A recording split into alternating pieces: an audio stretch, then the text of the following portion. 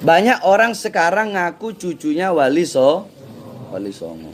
Bahwasanya tidak ada anak cucu Wali Songo. Jadi kalau ada orang yang sekarang ngaku cucunya Wali Songo, itu nggak ada.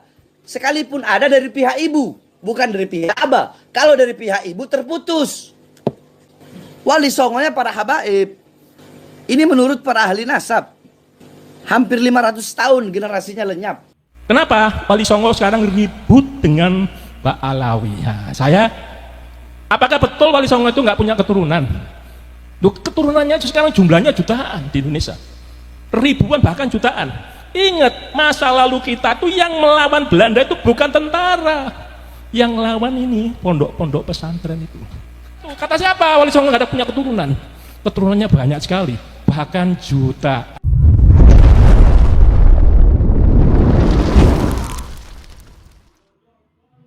Warahmatullahi wabarakatuh. Saya duduk aja ya, karena saya agak sakit kalau berdiri. Yang saya hormati Kiai Haji Muhammad Abdul Gufron Al-Bantani, yang dibilang Abuya Gufron, pimpinan Pondok Pesantren Unik, yang kemarin saya di Malang menghadiri, sekarang menghadiri juga yang Ponpes Unik di Jakarta. Beliau ini masih saudara sama saya ya, di rangkaiannya Sultan Banten itu beliau. Saya dari Safiuddin, Sultan Banten 17, itu larikan diri ke Jawa Timur, menikah dengan Jawa Timur, nanti anaknya namanya Kunti. Nah, Kunti itu rangkaian leluhur saya. Nanti silang dengan rangkaiannya Badruddin. Badruddin yang menikah dengan Nyai Mas Fitria, anaknya Sunan Giri ke-8. Nah ini. Kemudian yang saya hormati pula Kiai Haji Syekh Sa'rif Rahmat, RASQMA, selaku Padepokan Sunan Kalijaga. Nah, Sunan Kalijaga itu punya anak namanya Ratu Mandoko, dan punya anak juga Sunan Muria, itu anaknya Ratu Mandoko, anaknya Sunan Kalijogo. Ratu Mandoko itu dikawini oleh Kebo Kenongo, menghasilkan Joko Tingkir. Nah, Joko Tingkir nanti menikah dengan namanya Mas Cempoko, anaknya Trenggono. Nanti melahirkan Pangeran Benowo, melahirkan lagi Diah Banowati.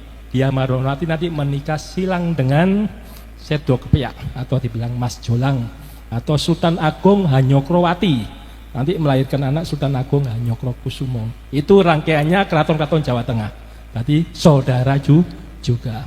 Kita ini blasteran kerajaan sama Wali Songo. Nah itu istilahnya. Ya, tepuk tangan. Kemudian yang ketiga yang saya hormati Bapak Hendy Lesmana selaku staf khusus Kementerian Pertahanan. Ini sangat dekat dengan saya. Terima kasih Gus Hendy.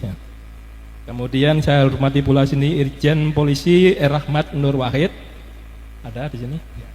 Oh tadi hadir ya, kemudian sudah pulang. Termasuk Brigjen TNI Purnawirawan Wijang Pramoyoto. Ini senior saya dari Madiun. Nah, orangnya belum datang. Kemudian yang saya hormati pula Bapak Kang Mas Dr. Andes Haji Raden Murjoko, ya selaku Ketua Umum PSHT. Dan keponakan saya ini menikah sama sebelum Pak Murjoko, yaitu Pak Tarmaji, itu PSHT ketuanya. Keponakan saya menikah dengan keponakannya Pak Tarmaji. Nanti masih saudara juga beliau dengan saya. Kemudian saya hormati pula Bapak Romo Marsilius Salem Damani, Ketua Gereja Santo Lukas. Ya Bapak Romo, saya bangga sekali ada toleransi beragama. Orang Katolik hadir sini. Ya. Saya mengetahui ilmu Kristen sama Katolik. Sedikit Pak ya. Nabi Muhammad itu diketahui nabinya oleh Buhairo sama Warokah. Itu agamanya Nasrani Pak. Beliau itu. Ternyata ilmu saya pelajari banyak. Orang Nasrani, orang Katolik yang berserah diri kepada Allah itu dinamakan Islam. Jadi artinya Islam itu orang berserah diri. Orang Hindu, orang Buddha, orang animisme yang lain bentuknya, pokoknya dia berserah diri pada Tuhannya. Ketemu itu sinar putih, tengahnya lubang hitam, itu namanya nur ilahi. Ya itulah yang disebut Islam. Makanya Indonesia itu Pancasila, itu ketuhanan yang Maha Esa. Dulu ditambahi yang berdasarkan syariat Islam, Piagam Jakarta, oleh Pak Karno, oleh Panding Bater dicoret. Kita nggak boleh terjerumus negara Islam. Nanti kalau negara Islam yang terjadi apa? Indonesia Timur minta merdeka. Situ Kristen Katolik paling banyak di Papua. Kemudian Bali, Hindu. Itu yang terjadi. Makanya kesepakatan adalah Pancasila. Ketuhanan. Itu bukan berarti Tuhannya banyak. Kean itu bukan banyak. Bukan Tuhan yang esa. Nama Tuhan yang banyak. Asmaul Husna menurut Islam adalah 99 nama Tuhan. Menurut Katolik, Trinity. Betul ya? Allah Bapa Surga, Allah Anak, Rohul Kudus. Sama dengan Islam, Nur Ilahi, Nur Muhammad, Nur Insani. 3. Kemudian Hindu apa dikatakan? Brahmana, Wisnu, Siwa. Bercampur namanya Atma ketemu dalam dirinya yang disebut dengan Krishna. Itu 3. Orang Buddha menaikkan 104 nama Tuhan. Boleh-boleh aja nama Tuhan banyak. Yang penting Tuhanmu dan Tuhanku adalah sama. Itu. Perkala prakteknya orang Katolik di gereja menyanyi, silakan saja. Kita juga gitu membaca Al-Quran dengan merdu, ya gak apa-apa dinikmati. Itu namanya Pancasila, toleransi beragama. Saya akan cerita sedikit. Kenapa sih dulu Indonesia itu belum ada kok perang terus? Ini perangnya kita mulai dari Jawa Barat karena kita tinggal di Jakarta. Jakarta itu sebelum Jakarta namanya Batavia, dikuasai Belanda. Sebelum Batavia dikuasai Portugis, namanya Jayakarta. Sebelum Jakarta nama-nama lain. Itu dulu namanya eranya Prabu Siliwangi. Ya, kita lihat sekarang eranya Prabu Siliwangi 1350-an. Ya. Kenapa Wali Songo sekarang ribut dengan Mbak Alawi? Apakah betul Wali Songo itu nggak punya keturunan? Keturunannya sekarang jumlahnya jutaan di Indonesia. Ribuan bahkan jutaan. Ingat, masa lalu kita itu yang melawan Belanda itu bukan tentara. Yang lawan ini pondok-pondok pesantren itu. Kenapa? Tentara keraton itu kalau rajanya ditekuk Belanda, langsung tentaranya nurut pada rajanya. Yang lawan, yang disengsarakan oleh Belanda pasti masyarakat paling bawah, yaitu masyarakat bawah dikendalikan oleh pondok pesantren ini. Pondok pesantren begitu Belanda membuat anyar sampai Pararukan, jalan tuh di Daendels itu melintas makam-makam leluhurnya Pangeran Diponegoro yang tiap hari didikirin, didatangi oleh umatnya, leluhurnya termasuk pengikutnya, itu digiles oleh Belanda tanpa izin. Marah nggak? Ya pasti marah. Terjadilah perang Jawa, perang Diponegoro 1825-1830. Itu ceritanya. Sekarang kita kembali lagi masalah Jakarta ini. Jakarta aja penting. Orang-orang dulu ngomong itu Salakanagara awal mulanya. Salakanagara mulai Dewa Warman meneruskan namanya Tarumanegara 328. Ya, Masehi ya, abad keempat Tarumanegara berdiri. Tarumanegara raja pertamanya Jaya Singawarman.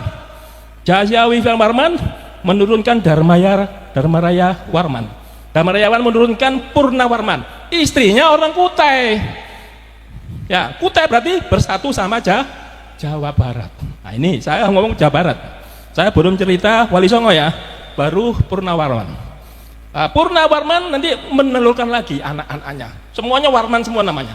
Yaitu ada Windu Warman, Indra Warman, Chandra Warman, masuk yang keenam ya Surya Warman. Ini mulai mendirikan kerajaan Galuh. Ya, Galuh yang munculnya di Cirebon. Surya Warman muncul lagi, anaknya Kertawarman, kemudian terus sampai terakhir raja ke-12 namanya Linggawarman. Ya, Linggawarman akhirnya berhentilah itu. Muncul kerajaan Sunda oleh Tarus Bawah pertama kali. Sunda Galuh mulai pisah ya, pecah. Begitu keturunannya nanti, begitu masuk Niskalawastu Kencana.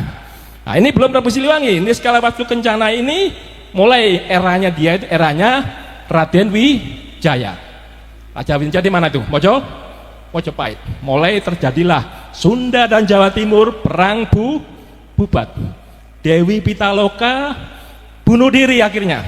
Sejak pasukannya datang untuk perkawinan nggak jadi, ternyata dibantai oleh rangkaiannya pasukannya Gajah Mada.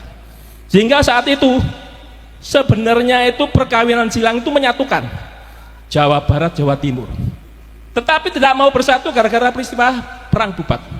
Ternyata Raden Wijaya itu bawanya, bapak kandungnya Raden Wijaya, Majapahit itu namanya Jayadharma, adalah keturunan Siliwangi. Itu bapaknya. Siapa? Mandimina menikah dengan Parwati. Parwati adalah Kalingga. Yang Mandimina rangkaiannya Sunda Galuh. Itu rudanya Raden Wijaya. Ibunya Raden Wijaya namanya Lembutol, yang dibilang dia Wisnumurti. Dia Wisnumurti punya bapak Mahesa Cempaka, Mahesa Cempaka punya bapak Mahesa Wong Atleng, Mahesa Wong Atleng punya bapak namanya Kenaro. Ya ingat ya, nah, itu rangkaian. Jadi Raden Wijaya ingin menyatukan. Akhirnya apa? Sebenarnya dia adalah pangeran, ibaratnya orang sah menjadi mempersatu kerajaan. Hampir bersatu itu saat itu. Akhirnya pecah. Sehingga yang ditunjuk oleh dia Pitaloka ini punya adik kecil, masih kecil, namanya Wastu Kencana tadi. Ya, Prabu Wastu Kencana. Prabu Wastu Kencana sekarang lihat besar jadi putra mahkota, dia jadikan Raja Galuh, Sunda Galuh. Dia menikah dengan Larasati, Larasukarti, Dewi Larasukarti, menghasilkan Kentreng Manik, yang nanti Kentreng Manik menghasilkan Susuk Tunggal. Susuk Tunggal punya anak Kentreng Manik. Kentreng Manik ini akan dinikahi oleh Prabu Siliwangi. Ya. Kemudian Wastu Kencana menikah lagi dengan anaknya patihnya Gurosora, yang dinamakan Dewa Kisnala. Ini yang punya anak Dewa Kisnala nih punya anak namanya Prabu Siliwangi. Jadi Prabu Siliwangi sama Kentreng Manik itu saudara sepupu, dinikahkan. Sementara Ki Gedeng Tapa, seorang yang berguru di Syekh Kuro di Karawang, ini menikah dengan Prabu Siliwangi, menghasilkan 3 orang anak namanya Walang Sungsang, Roro Santang, sama Kian Santang. Ini Roro Santang menikah dengan Raja Mesir yang berkelana masuk ke petani, namanya Raja Abdullah. Sehingga bapaknya Raja Abdullah ini Nurul Alam, itu mengislamkan petani yang sekarang jadi pemberontak di Thailand Selatan. Itu keturunannya satu rangkaian dengan Sunan Gunung Jati, Syarif Hidayatullah. Dan punya saudara lagi Abdullah namanya di Ternate, yaitu Raja Ba'abula. Nah, itu rangkaiannya. Nah, kita kembali lagi ke Wastu Kencana. Dewa Kisnala punya anak Prabu Siliwangi. Nanti Prabu Siliwangi menikah juga namanya Dewi Ambet Asih, menghasilkan 3 orang, yaitu Mandaka, kemudian Gagak Ampiar, baru Dewi Ratu Merana. Nah, 3 ini yang kelompok Prabu Siliwangi terkenal. Nah, sekarang kita lihat yang Sunan Gunung Jati. Sunan Gunung Jati begitu masuk Islam, menyebarkan Islam, yang marah bapak kandungnya sendiri, kakeknya sendiri, yaitu Prabu Siliwangi, karena Prabu Siliwangi mempertahankan Hindu. Kenapa kok cucu saya itu menyebarkan Islam? Marahlah Prabu Siliwangi, nggak mau tunduk, mau diserang. So cucunya sendiri diserang. Disuruhlah Pangeran Purboyo dari Garut untuk menyerang si Sunan Gunung Jati. Di tengah perjalanan, bukannya menyerang, Pangeran Purboyo dan pengikutnya malah masuk Islam, sehingga semua Garut itu menjadi Islam. Lebarlah wilayah Islam Indonesia gara-gara Sunan Gunung Jati. Jawa Barat separuh masih wilayahnya Sunda, miliknya Prabu Siliwangi. Kemudian Prabu Siliwangi yang dari Kentreng Manik tadi punya anak namanya Surawisesa. Anaknya 3, Surawisesa, Surosowan, sama Surawati. Nah, ada anak kedua Surosowan, namanya Kawunganten. Kawunganten ini dikawinkan dengan anaknya Roro Santang yang dibilang Syarif Hidayatullah, dikawinkan sepupu nih sama, menjadi adipati Banten pertama. Setelah jadi adipati masuk Islam, sehingga agama Hindu semakin sempit. Bingung mau kalah, apa yang dilakukan Prabu Siliwangi? Bersekongkol dengan Portugis. Portugis menguasai Malaka saat itu. Diserang sama Aceh terus. Aceh lagi, Aceh. Tapi Aceh kalah terus. Ditulis di Kapten Tak Belanda itu mengkritik pertahanan Aceh seperti kandang kuda, dibilang gitu. Orang Jawa juga gitu, seperti pertananya kandang kuda, terbuat dari batu mata merah. Berarti kalau sekali dibom pakai kanon, langsung jebol. Mereka rampas senapan saya, kanon saya, sampai saya pergi. Begitu saya datang lagi, masih saja menggunakan perang gajah. Itu dikritik oleh Kadentak. Karena Aceh kalah terus di Malaka, apa yang terjadi dilakukan Sunan Gunung Jati? Setelah menyatukan Banten jadi Islam, Sunan Gunung Jati menikahi putri Lampung. Akhirnya Lampung bersekongkol dengan Banten untuk mengusir Portugis. Portugis kedatangan Belanda, Portugis nyingkir ke Timor Leste. Sehingga Portugis tadi dikasih pelabuhan oleh Prabu Siliwangi namanya Jayakarta, itu Portugis. Begitu Belanda masuk, Cornelis de Houtman 1596, sehingga Jakarta saat itu menjadi Batavia. Nah, saat itulah membuat jalan itu, sehingga semua di mana-mana Belanda adalah merusak kehidupan kerajaan kita, termasuk Wali Songo. Nah, tapi perlu diingat, ketika orang Cirebon itu Galuh melawan Belanda, melawan Portugis, dia bersatu dengan kerajaan Jawa yaitu Joko Tingkir, sehingga Jawa Cirebon bersatu. Takutlah Prabu Siliwangi, kerajaannya diserahkan pada Suraweseso, dia kabur, yang orang-orang dibilang mokso, sebenarnya tidak mokso. Makamnya Prabu Siliwangi itu ada di mana? Di Boto Putih, Surabaya. Cek di sana, namanya Pamanarasa, ada di Surabaya. Cuma berbeda dengan Islam, ada tembok yang menyekat situ, ada bahasa Kawi tulisannya Pamanarasa. Ya silakan aja kalau mau mencari makamnya Prabu Siliwangi. Ya itu Prabu Siliwangi sudah berusaha menyatukan Hindu. Ya sekarang dari Prabu Siliwangi tadi sudah ya, saya akan ceritakan dari Linggawarman tadi. Raja terakhir Tarumanegara diserang oleh Sriwijaya, abad ke-7 muncul. Lari Linggawarman jadi Tarus Bawah, pecah, kalah. Muncul namanya kerajaan Kalingga, yaitu Jepara. Itu Wasumurti, raja pertamanya, itu orang India, putrinya perempuannya orang Jepara. Wasumurti diganti oleh Wasugeni diganti oleh Wasudewa diganti Wasukawi, kemudian Wasukawi diganti Kiratasinga diganti lagi Kartika Jasinga. Kartika Jasinga diserang lagi Sriwijaya, mundur ke Kediri, yaitu Kahuripan muncul kerajaan itu. Sejak di Kahuripan nanti kutukan siapa pejabat yang tidak ikhlas hatinya, tidak suci, masuk ke Kediri nanti akan jatuh. Gus Dur jatuh, Pak Karno jatuh gara-gara ke Kediri. Nah itu kutukannya Kartika Jasinga. Kartika Jasinga yang meninggal itu adalah suaminya Ratu Sima. Sehingga Ratu Sima yang menggantikan tangan besi dia. Ratu Sima punya anak namanya Sanaha. Nah, Sanaha menikah dengan Galuh, yaitu Cirebon, namanya Brontoseno, melahirkan namanya Parwati. Nah, Parwati nanti menikah dengan Mandi Minyak, itu yang disebut rangkaiannya Raden Wijaya. Raden Wijaya Jawa Timur. Itu juga raja aslinya, putra mahkotanya Sunda. Coba kalau dulu bersatu menikah betulan, kalau gak diganggu kacamata, bersatu Jawa Barat Jawa Timur tuh. Sehingga sampai detik ini orang Jawa Barat ngomong kalau menikah orang Jawa Timur itu nggak cocok Sunda sama Jawa Timur. Kalau lakinya jadi Jawa Timur pasti lakinya kalah sama perempuannya. Ini cerita-cerita sampai legenda sampai sekarang. Jawa Barat Sunda pasti itu. Sebenarnya saudara sama. Banyak alang beratnya kalau kita kawin silang itu perlu. Ya tadi Parwati punya anak namanya Sanjaya, Raja Jawa Wangsa Sanjaya.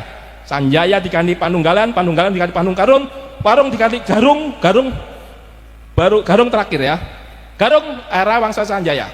Begitu masa Sailendra namanya Raja Pikatan bersatu dengan Sumatera.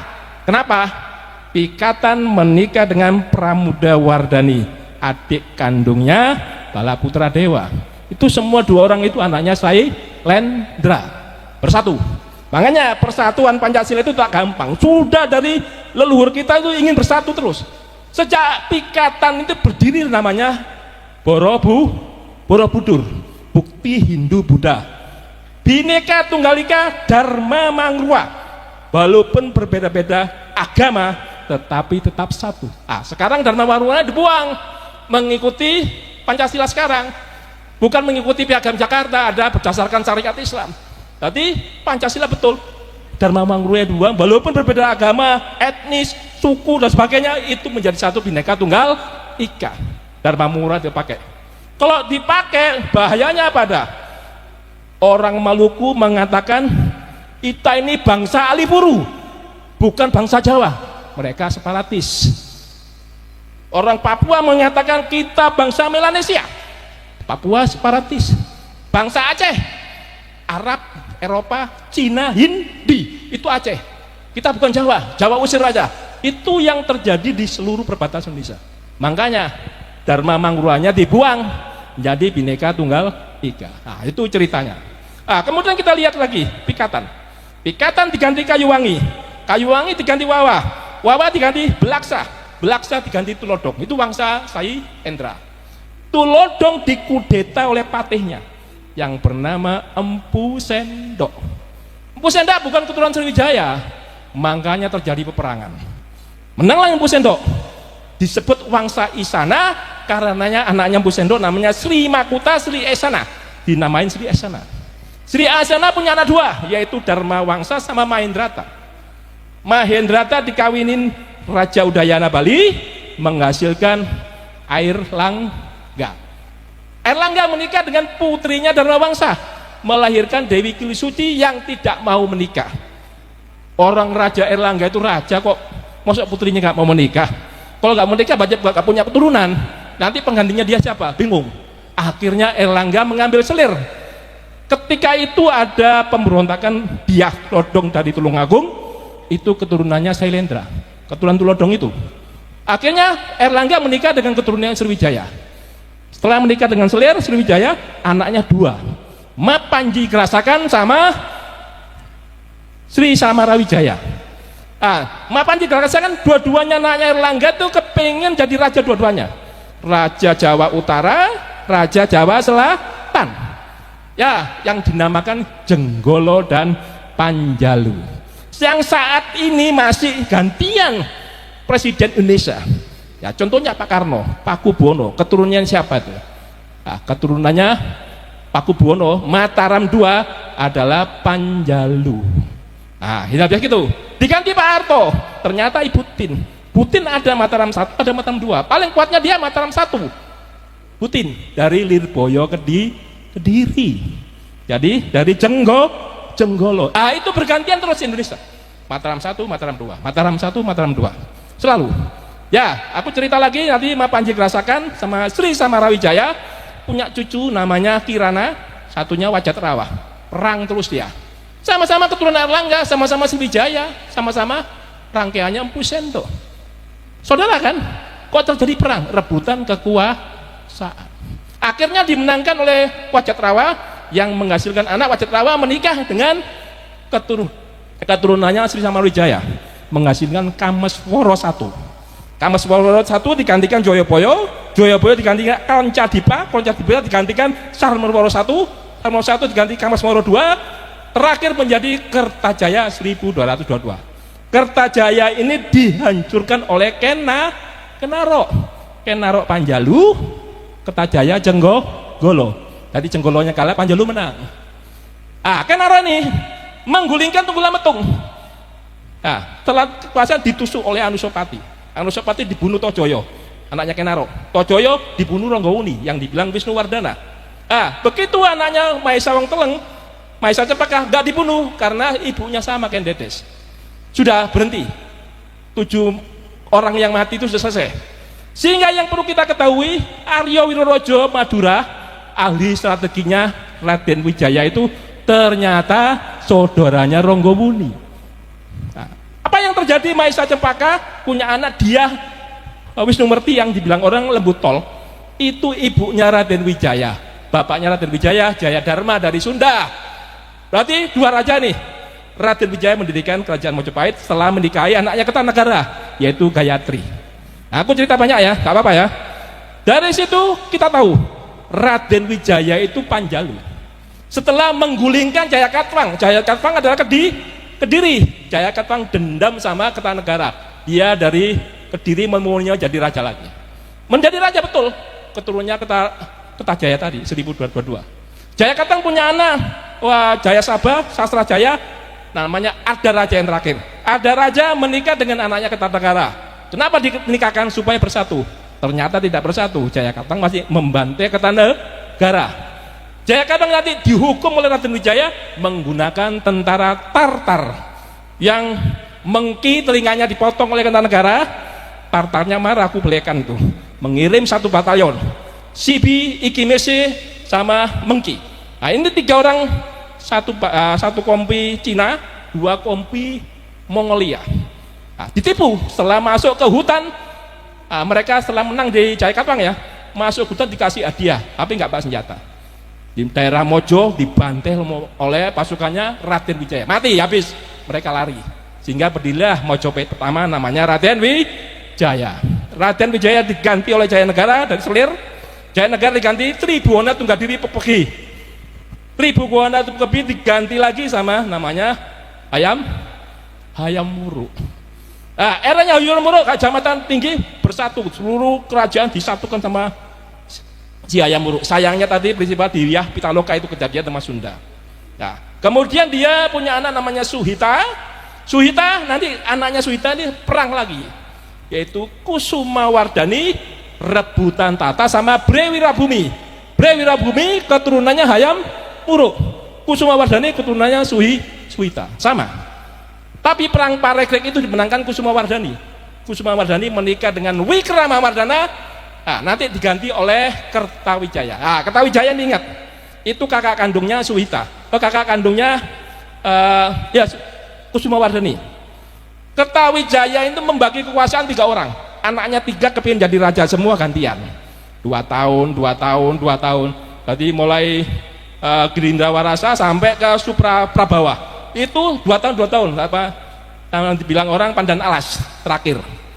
Baru Pandan Alas itu nomor Brawijaya 4 disebut ya, baru masuk Brawijaya 5 yang dibilang Kertabumi. Brawijaya 5 itu punya anak namanya Andayayiningrat. Andayayiningrat ini punya anak Kebo Kenongo yang menghasilkan Joko Tingkir. Nanti menikah dengan Ratu Mandoko, anaknya Sunan Kalijaga. Beliau ini Padepokan Kalijaga. Sehingga Wali Songo itu semua kerajaan dinikahi oleh para wali kita. Para wali kita itu berasal dari Aceh awal mulanya.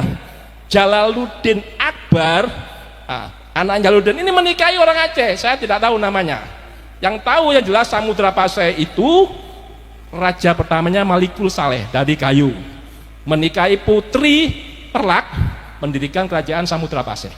Kemudian anaknya dinikahi Jalaluddin Akbar, menghasilkan Maulana Malik Ibrahim Asmorokondi sama Maulana Isa. 3 orang. Ya, Maulana Isa nanti menikahi dengan Dewi Sekardadu yang ada di Banyuwangi. Dewi Sekardadu itu siapa?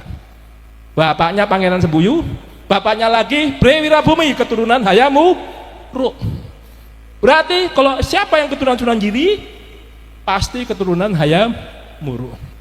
Nah, sehingga di Sunan Giri itu kan bapaknya Maulana Isa. Sunan Giri menikahi Dewi Purtosima, anaknya Sunan Nyampel. Nah, itu ceritanya Mas. Jadi nanti dari Sunan Giri itu punya anak 2, Sunan Kulon, Sunan Wetan. Sunan Kulon itu punya anak lagi namanya Pangeran Sobo Inggiri, punya anak lagi Siti Sabinah. Siti Sabinah itu siapa? Yang menikah dengan Ki Ageng Pamanahan, menghasilkan Sutowijoyo. Berarti keturunan Jawa Tengah itu Mangkunegaran, Pakubuwono, Solotigo, Jogja, semuanya adalah keturunan Wali Songo. Yang ada RR itu semuanya ke sana. Nah, ini saya jelasin aja. Ingat, Cirebon ketika bersatu dengan Jawa, Cirebon Sunan Gunung Jati punya anak namanya Panembahan Ratu Pertama, itu menikah dengan anaknya Joko Tingkir. Jadi kali Jogo ada, Sunan Gunung Jati ada. Bersatu nggak? Satu. Kata siapa? Wali Songo nggak ada punya keturunan. Keturunannya banyak sekali, bahkan jutaan. Nah, saya kira itu aja yang perlu saya sampaikan sedikit, tapi mengena perkawinan silang itu untuk persatuan. Jadi cita-cita founding father kita itu merdeka. Habis merdeka berdaulat. Habis berdaulat bersatu. Habis bersatu adil terakhir makmur. Nah ini cita-citanya kita pegang aja 5 ini, itu terdapat di Pancasila. Dulu Pak Harto kesalahannya apa? Trilogi pembangunan.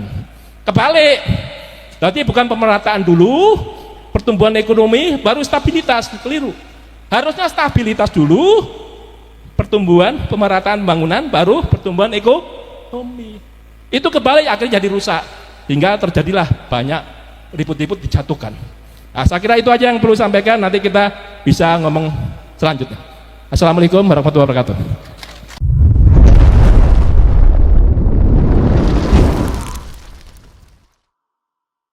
Itulah tadi pernyataan dari Mayor Jenderal Pujo Widodo yang menanggapi tentang isu bahwa keturunan Wali Songo terputus. Tadi kita sudah dengar bersama secara gamblang Jenderal Pujo Widodo menjelaskan kemerdekaan Republik Indonesia ini tidak terlepas dari ulama pribumi serta masyarakat Indonesia, bukan karena Kabib. Bagaimana menurut pendapat teman-teman semua? Silahkan lanjut di kolom komentar. Terima kasih selalu support Arman Al-Fatih. Kita jumpa lagi di video selanjutnya. Min Assalamualaikum warahmatullahi wabarakatuh.